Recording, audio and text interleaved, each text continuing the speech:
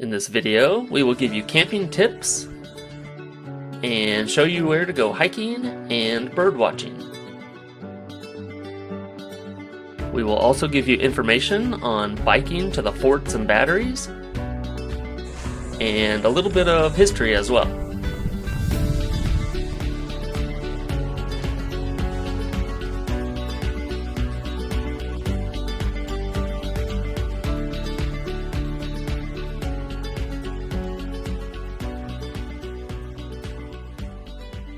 If you like hiking or bird watching, definitely check out the Blackbird Marsh Trail. It's a flat, sandy trail that is about a half a mile long. Doing a little light hiking this morning. So nice here, we booked another night.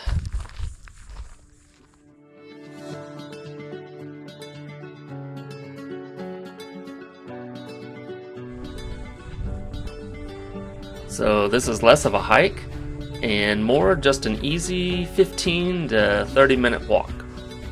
So easy, we did it before breakfast and had the rest of the day to explore the forts and batteries.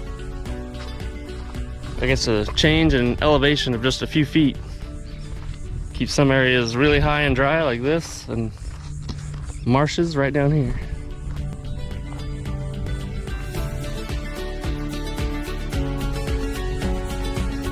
So if you are passive bird watchers like us, or actively into birding, the trails around the fort are excellent places to go. Hey Sheehan, there's a blackbird. There are too many types of birds to even mention, Yeah, right there. But I can guarantee you will see at least two specific birds on this trail.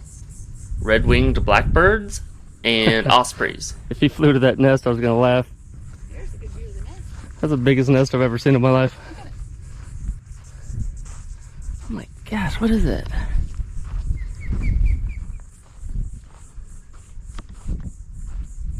Make sure to bring a zoom lens or binoculars.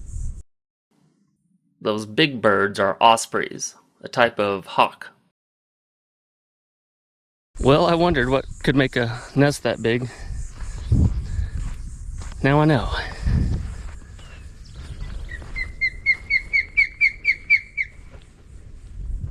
He's got a fish.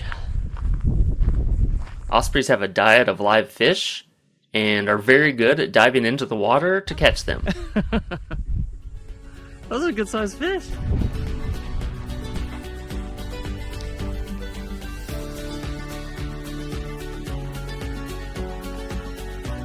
Oh, what's over here? Stop.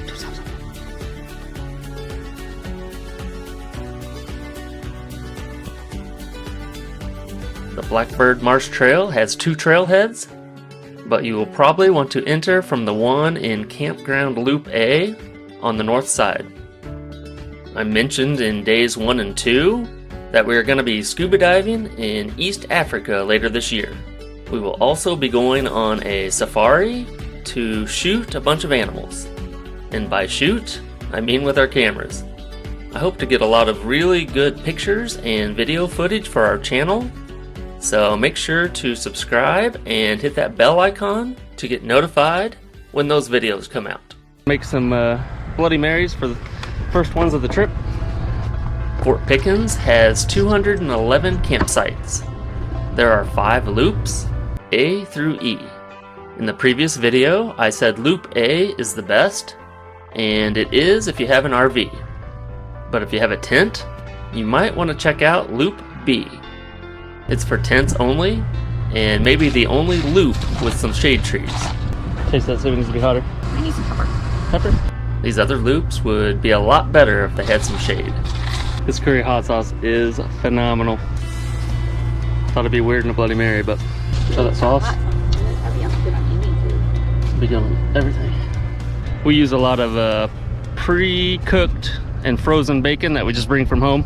And once you start cooking it, a little bit of bacon fat comes out, which you can use for your hash browns and eggs.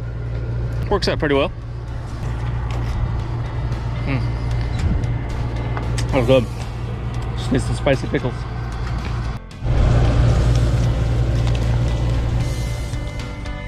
So this video covers our days 3 and 4 here. If you didn't see days 1 and 2, we gave some tips on snorkeling and the best beaches to go to. We also showed a great restaurant in the area and saw a bunch of birds on the beach.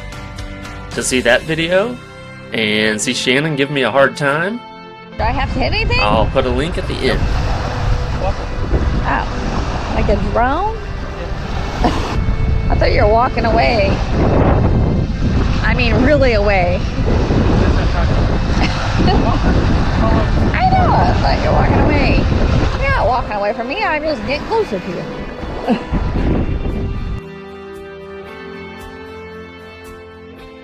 Biking here is very scenic, and we didn't run into much traffic. You can bike up and down Fort Pickens Road and on the multi-use trails. Finally cooled off. Probably only 85 now. We biked to the batteries and fort, and also biked part of the Florida National Scenic Trail, also known as the Florida Trail. This was such a big area, it was nice just to have bikes to get around. This must be that crazy cannon. This is a disappearing cannon, one of only 2 in the United States right now. They would raise it up and fire a shot, and the recoil would push it back into place and hide it again. What's it called, the disappearing cannon? I'll look it up later. So old. Can't believe we get to crawl on it. So you can't see the fort at all. It's hidden by all this vegetation. So this thing would just pop up and shoot at intruders. I bet we could blow that green umbrella out of the water. This is Battery Cooper. Was built in 1905, 1906. Had electricity and phone lines. I never. You got service here?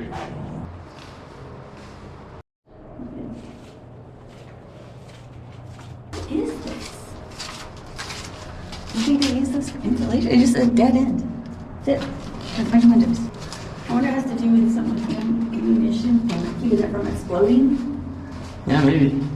That's weird. It's kind of eerie in here. We finally got some shade, or some clouds, so it's a good time to bike ride. Bike riding around to the, we're gonna go to the fort. Right now we're checking out some of the batteries, some of the lookout points. Battery Cooper was super interesting. How they held all the ammo there, and the cannon goes up and down. This cannon's fairly hidden. This is battery 234. Oh, I guess it does just look like a rock.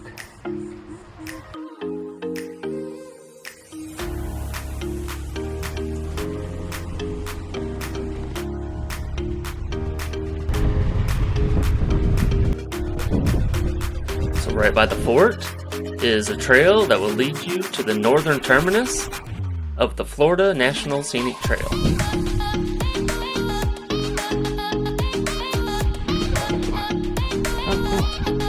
The Florida Trail stretches 1,400 miles from the Big Cypress National Preserve to right here at Fort Pickens.